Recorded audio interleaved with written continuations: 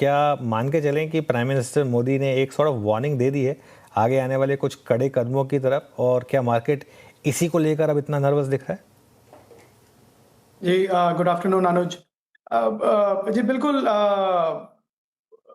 जब prime minister खुद एक नेशनल प्लेटफॉर्म पे इतना स्ट्रांग मैसेज देते हैं तो आई थिंक डायरेक्शन एकदम क्लियर है कि थोड़ा लोगों को संयम बरतना पड़ेगा।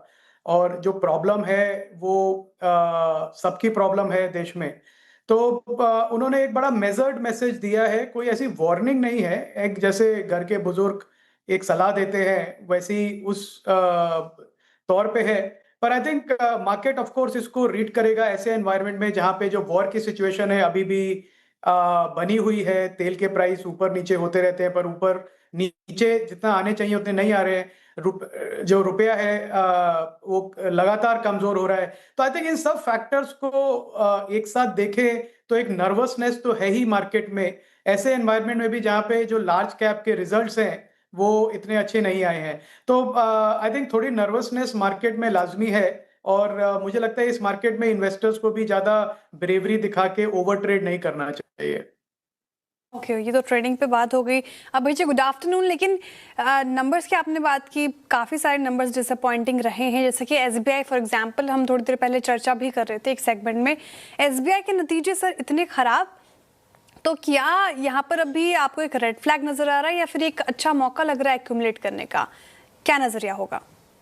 ये देखिए श्रेया, क्या होता है इतने बड़े बैंक्स जो हैं एसबीआई जैसे, उनका एक क्वार्टर में कई बार क्या होता है वॉलेटिलिटी होती है, क्योंकि आप उसको काफी इतना बड़ा बिजनेस है, आप कहीं ना कहीं जाके आपके बोर्ड के पॉलिसी डिसीजन की वजह से आप कुछ एडजस्टमेंट्स ले रहे हैं, कुछ ऐसे राइट ऑफ्स ले रहे हैं जो आपको या तो लेने की जरूरत नहीं थी या फिर आप कंजर्वेटिव बेसिस पे ले रहे हैं। तो उसका इम्पैक्ट एक क्वार्टर में दिखता है। मुझे नहीं लगता कि एसबीआई जैसे लार्ज एंटरप्राइजेस का हमको सिर्फ एक क्वार्टर का रिजल्ट देख के उस पे इन्वेस्टमेंट का नजरिया बनाना चाहिए।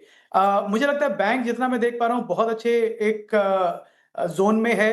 रिजल्ट्स ने डिसअपॉइंट किया। मेरी पर्सनल व्यू जो कि मेरा बाय रिकमेंडेशन नहीं है, ये है कि एक बहुत ही इंपॉर्टेंट बैंक है नेशनल ग्रोथ के लिए, और अगर किसी का 4-5 साल का पॉजिटिव व्यू है जीडीपी ग्रोथ पे, तो एक डेफिनेटली एक पॉजिटिव एक मेरा मानना रहेगा at the current level post correction.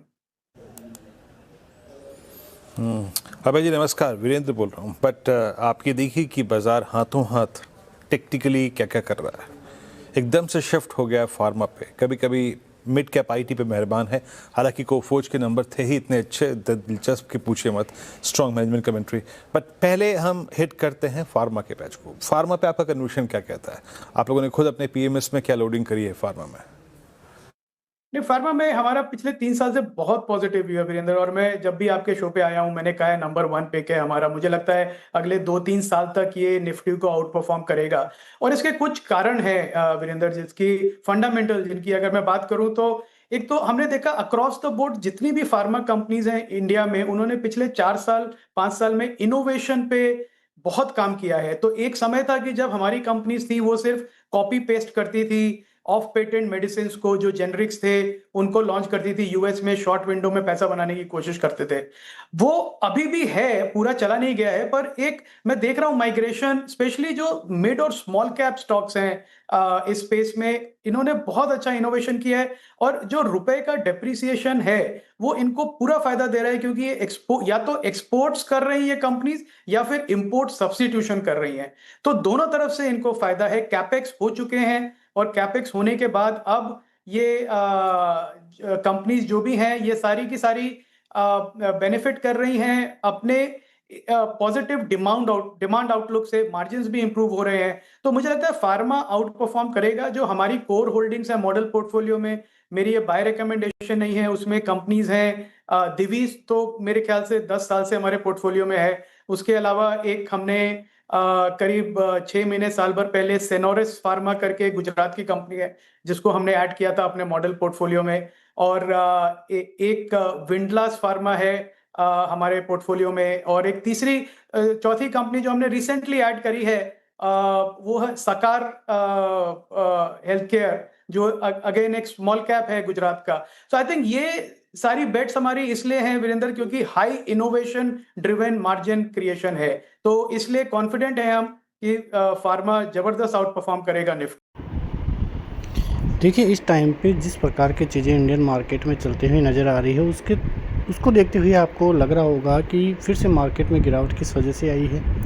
देखिए, एफआईएस की सेलिंग तो आपको सब कुछ बता ही रही है कि किस प्रकार से एफआईएस लगातार इंडियन मार्केट में माल बेच रहे हैं। मैं लगातार सोमवार से पहले आपको यही बता रहा था कि छोटी से छोटी न्यूज़ भी इंडियन मार्केट पे एक गहरा असर डाल सकती है, क्योंकि जितनी तेज़ी से मार्केट बढ़ेगा उससे दुगनी तेज़ी से मार्केट में गिरावट होगी यदि न्यूज़ थोड़ी सी भी ख़राब आती है। तो वैसा ही देखने को मिला। इंडियन पीएम ने जिस प्रकार की स्पीच कल दी उसमें साफ साफ संकेत थे कि इंडिया की इकोनॉमी को लेकर बहुत बड़ी चिंता का विषय अभी देखने को मिल रहा है, और यदि युद्ध लंबे समय के लिए चलता है तो दिक्कतें फिर से इंडियन मार्केट के लिए बढ़ेगी, और अब की बार यदि बड़ी गिरावट होती है तो वो इंडियन मार्केट को फिर से निचले स्तरों पर लेके जाएगी। देखिए, बाज़ार के हालात तो पहले से ही ख़राब है, उसके बीच में ऐसी न्यूज़ें आना इंडियन मार्केट को और वीक करते हुए नज़र आ रही है। अब आगे देखना होगा कि किस प्रकार की चीज़ें इंडियन मार्केट में दिखाई देगी। अभी तक आप देखो तो निफ्टी 23,800 के लगभग फिर से आज आता हुआ नज़र आया है।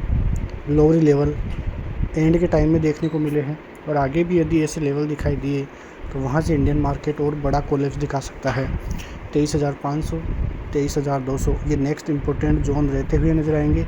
यदि बाज़ार 23,750, 800 का लेवल ब्रीच कर देता है, बहुत बड़ी दिक्कतें इंडियन मार्केट के लिए बढ़ती हुई नज़र आएगी, जो बाज़ार को और निचले स्तरों पर लेकर जाएगी। देखिए, 21,000 का जोन इंडियन मार्केट में आ सकता है, चिंता का विषय इंडियन मार्केट में बन सकता है। लेकिन बाज़ार के लिए देखिए तो ऊपरी स्तर 24,000 के लेवल है, जो बाज़ार को पार करना बहुत ज़रूरी है। 24,010, 24,050 के लेवल निकलते ही बड़ी तेज़ी हो सकती है, लेकिन उससे पहले कोई बड़ी खबर का आना इंडियन मार्केट के लिए बहुत ज़रूरी है, और पॉजिटिव खबर का आना ज़रूरी है। बैंक निफ्टी जो कि करीब 54,439 के लेवलों पे आपको देखने को मिलेगा। 54,000, 53,800 इम्पोर्टेंट सपोर्ट जोन रहेंगे, जो बाज़ार के लिए काफ़ी अहम रहते हुए दिखाई देंगे। ऊपरी स्तरों की बात करें 54,650, 54,800 ये अहम रेजिस्टेंस जोन रहेंगे। बाज़ार जब तक इनको पार नहीं करता है तब तक कोई बड़ी तेज़ी की संभावनाएं आपको दिखाई नहीं देगी। तो देखना होगा कि आने वाले दिनों में किस प्रकार से बाज़ार की स्थिति रहती है, लेकिन आपको अब सतर्क रहना है, क्योंकि बाज़ार में यदि ऐसी ही न्यूज़ें आने वाले दिनों में भी इंडियन मार्केट के लिए आई तो दिक्कतें बढ़ती हुई नज़र आएगी। और जिस प्रकार से इंडियन पीएम की जो स्पीच थी उसको देख के पहले से ही चिंता का विषय अब बनता हुआ नज़र आ रहा है। आगे देखना होगा कि किस प्रकार की चीज़ें रहती हुई नज़र आती है, लेकिन सबसे इम्पोर्टेंट चीज़ यही है कि एफआईएस की बिल्कुल भी ख़रीदारी इंडियन मार्केट की तरफ से देखने को नहीं मिल रही है, और जब तक ख़रीदारी नहीं होगी तब तक इंडियन मार्केट में रिवर्सल के संकेत नहीं मिलेंगे। कई जगह पे एफआईएस की अच्छी खासी ख़रीदारी है, लेकिन इंडियन मार्केट की तरफ रुझान एफआईएस का बिल्कुल भी नहीं है।